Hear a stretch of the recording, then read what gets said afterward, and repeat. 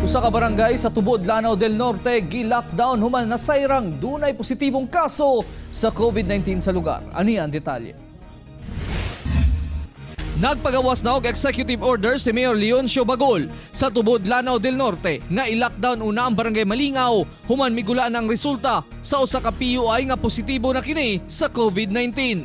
Ang barangay Malingaw atong gibutang sa preventive lockdown. Sa DOH report og sa probinsya, usa kay 68 anyos ang pasyenteng lalaki. March 25 kini na-admit sa isolation facility sa Kapatagan, Lanao del Norte. Human mibati og sakit sa ulo ug kalintura. Bugtong travel history niini mao ang pag-ipil og derby sa New Matina Galliera sa Davao City.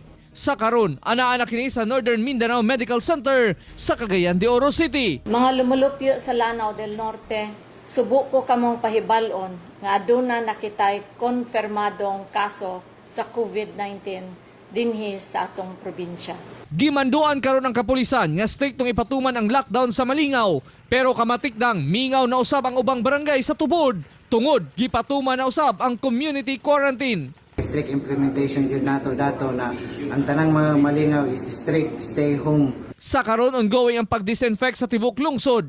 Panawagan sa LGU nga sundon ang mga precautionary measure aron matapos na ang maong health crisis sa lugar. Dili ko gusto nga makakita nga naay magsuroy-suroy. Dili ko gusto makakita nga naay magausgawa sa balay. Hayo ko sa inyo ang operar o suporta ng aning mga lakang na gihimo nato. Ako, si Real Soroche para sa One Mindanao.